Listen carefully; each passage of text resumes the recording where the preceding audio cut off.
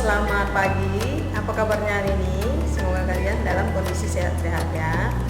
Hari ini bertemu lagi dalam mata pelajaran IPS. Kita akan membahas mengenai konsep ruang. Untuk itu, simak video ini sampai akhir. Hari ini kita akan membahas pengertian ruang dan interaksi antar ruang. Apa itu ruang?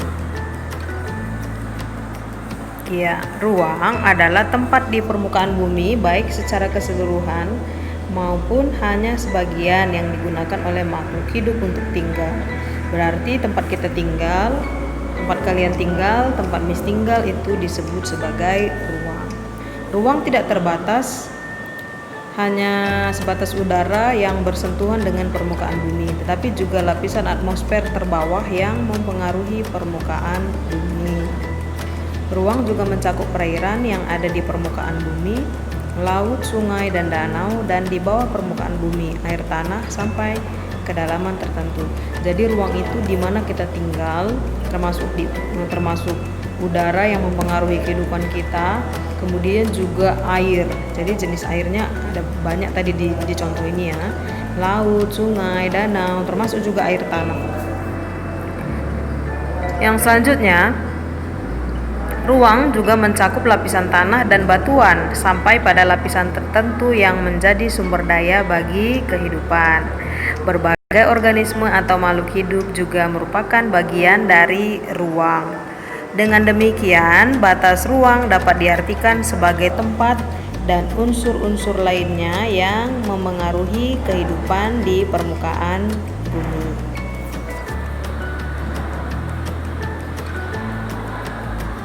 Selanjutnya, setiap ruang di permukaan bumi memiliki ciri khas yang berbeda antara satu wilayah dengan wilayah lainnya.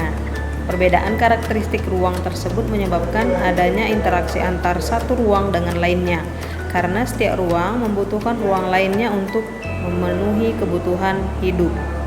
Adapun interaksi dapat berupa mobilitas penduduk atau pergerakan orang, komunikasi guru dengan siswa, dan transportasi berkaitan dengan perpindahan barang, manusia, dan lain-lain yang berkaitan dengan keadaan jarak, perjalanan, dan lain-lain.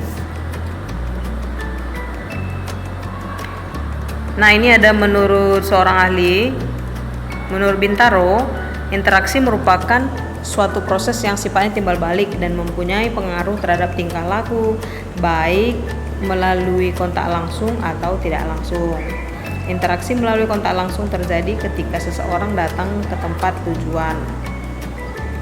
Interaksi tidak langsung terjadi melalui berbagai cara, misalnya dengan membaca berita, melihat tayangan di televisi, dan lain-lain. Jadi kalau interaksi kontak langsung itu misalnya kita berbicara langsung dengan orang, interaksi langsung, misalnya kalian dengan orang tua di rumah.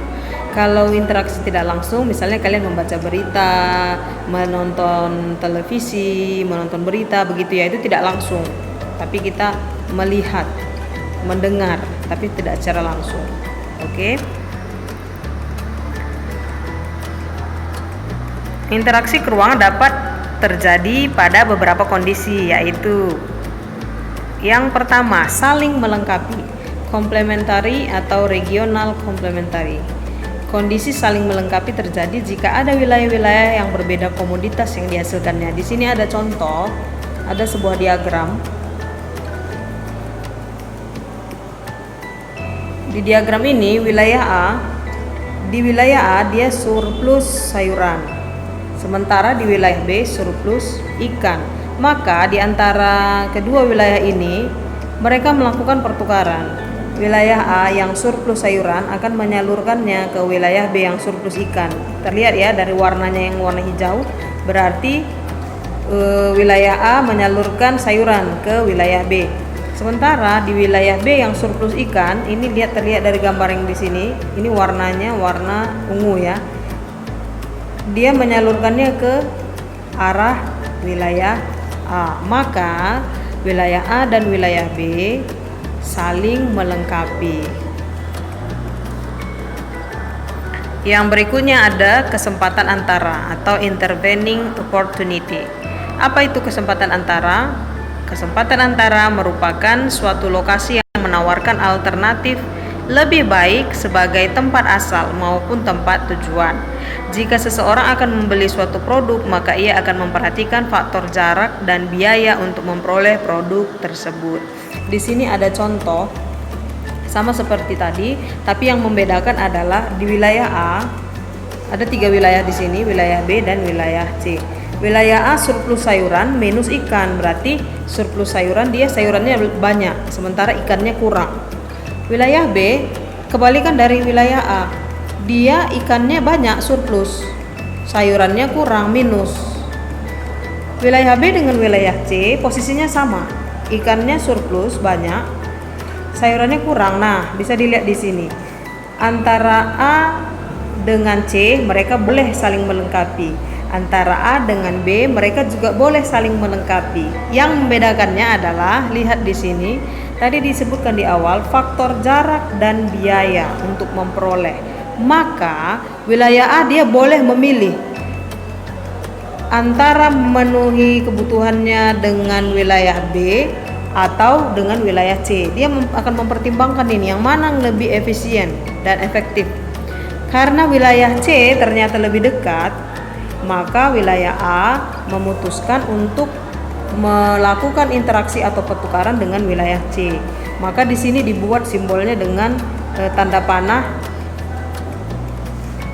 menandakan interaksi yang kuat. Berarti wilayah A ke wilayah C lebih dekat. Walaupun dengan wilayah B dia bisa melakukan pertukaran, tetapi karena wilayah A ke C jaraknya mungkin jauh sehingga biaya yang diperlukan untuk melakukan pertukaran biayanya tinggi, jadi dia memutuskan untuk bertukar dengan wilayah C dibandingkan dengan wilayah B, walaupun di wilayah B juga surplus ikan, gitu ya.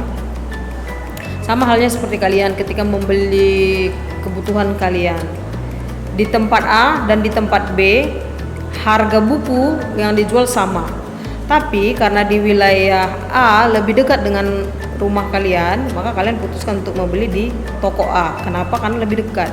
Artinya kalau lebih dekat, biaya yang dikeluarkan pasti lebih hemat. Biaya maksudnya ini misalnya ongkos, jarak tempuh, waktu yang dikeluarkan gitu ya. Jadi kita lebih memilih yang biayanya lebih hemat gitu. Yang ketiga, kemudahan transfer atau transferability. Pengangkutan barang atau orang memerlukan biaya. Biaya untuk terjadinya interaksi tersebut harus lebih rendah dibandingkan dengan keuntungan yang diperoleh. Jika biaya tersebut terlalu tinggi dibandingkan dengan keuntungannya, maka interaksi antar uang tidak akan terjadi. Kemudahan transfer dan biaya yang diperlukan juga sangat tergantung pada ketersediaan infrastruktur, sarana dan prasarana yang menghubungkan daerah asal dan tujuan. Maksudnya kemudahan transfer ini adalah ketika melakukan pertukaran maka harus difikirkan biaya yang dikeluarkan. Kalau biaya yang dikeluarkan lebih tinggi daripada keuntungan yang diperoleh, maka biasanya pertukaran itu tidak akan terjadi karena merugikan. Maka dicari kemudahan transfer yang mana yang biayanya lebih rendah, gitu ya. Sampai di sini materi kita hari ini. Semoga kalian tetap semangat, tetap jaga kesehatan. Sampai ketemu di materi selanjutnya. Bye-bye.